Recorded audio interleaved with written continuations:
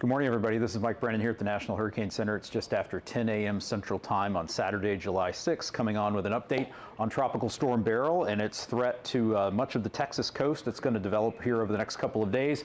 You can see on satellite imagery here that Beryl continues to move steadily west-northwestward across the Gulf of Mexico at about 12 miles per hour, currently centered about just under 500 miles to the southeast of Corpus Christi, Texas, and moving off again west-northwestward. We've seen shower and thunderstorm activity increasing near the center of Beryl this morning. We've seen the pressure reported by the Hurricane Hunter aircraft come down just a little bit, but the winds, the data from the aircraft suggests the winds are still around 60 miles per hour. So we're not expecting a lot of intensification with Beryl today, but we are expecting it to move into a more favorable environment as it nears the coast of Texas beginning Sunday and then continuing up until landfall on Monday. So let's hit the hazards again here. We have a storm surge watch that continues in effect all the way from the mouth of the Rio Grande up to High Island, Texas, with a widespread potential for 2 to 4 feet of inundation above ground level. But we're most concerned about this area here between San Luis Pass and Baffin Bay, including places like Matagorda Bay, Corpus Christi Bay, where we could see storm surge inundation of 3 to 5 feet above ground level.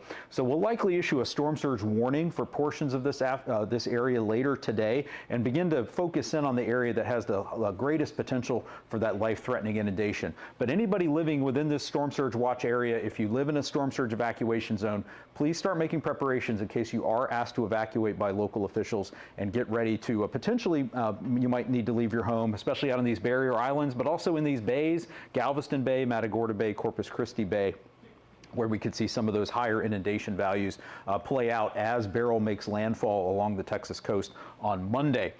Moving on now to the hazards associated with the wind. We have a hurricane watch that's in effect from San Luis Pass, just west of Galveston, all the way down the Texas coast to the mouth of the Rio Grande, including places like Corpus Christi, Port O'Connor, South Padre Island. We've also issued a tropical storm warning from the mouth of the Rio Grande up to south of Baffin Bay. So we are expecting tropical storm conditions within this region within the next 36 hours or so. Hurricane conditions are possible everywhere within that hurricane watch area, beginning, say, Sunday night and continuing into Monday with the landfall of Beryl expected along the coast of Texas.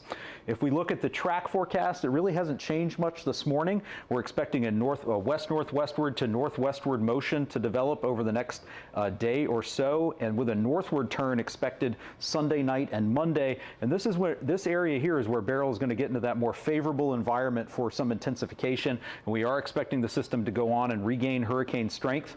Now, when you look at the track forecast here, you want to keep in mind that it won't take a very small shift to make a big difference in where Beryl makes landfall. If it moves, say, just to the west of our forecast, it can make landfall more on the lower Texas coast.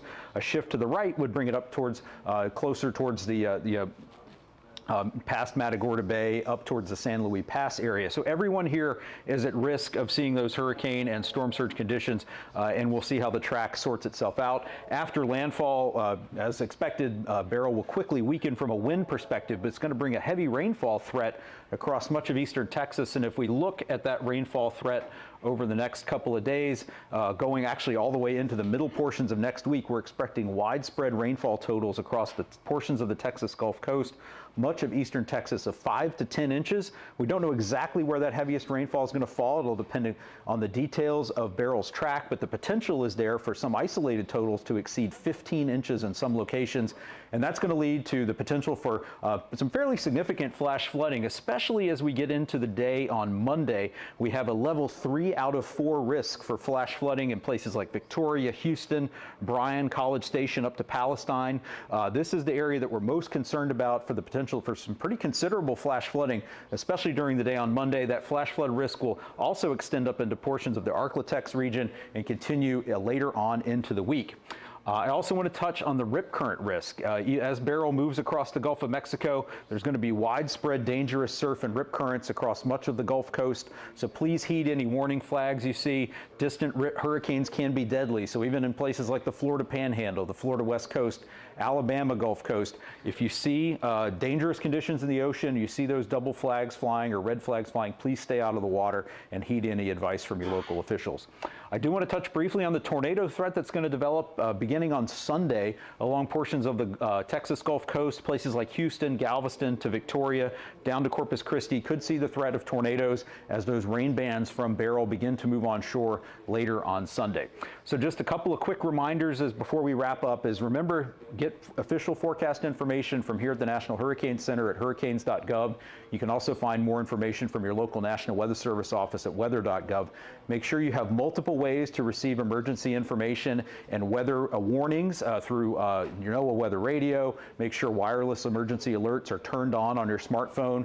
Make sure, again, you have multiple ways to get information, especially overnight when you're asleep. Flash flood warnings, tornado warnings can be issued with very short notice, and you want to take action immediately if you hear those. And again, remember to focus on the impacts of the storm, not whether Beryl is currently a tropical storm or a hurricane. Remember to keep focused on those water hazards, especially. Those are the ones that kill the most people in tropical storms and hurricanes in the United States, the rainfall, flooding, and the storm surge. And pay attention to any watches and warnings that are issued. So we'll wrap up quickly here with the key messages. There's an increasing risk of dangerous hurricane force winds, life-threatening storm surge, heavy rainfall, flooding across the lower and middle Texas coast beginning Sunday into Monday, with that rainfall flooding spreading eastward into much of eastern Texas as we go through the middle portions of next week. And again, rip currents are going to be a big hazard along the Gulf Coast this weekend and into next week as well. So please stay tuned for more updates here from the National Hurricane Center. We'll be having another update on Beryl later today. Thanks for joining us. I'm Mike Brennan.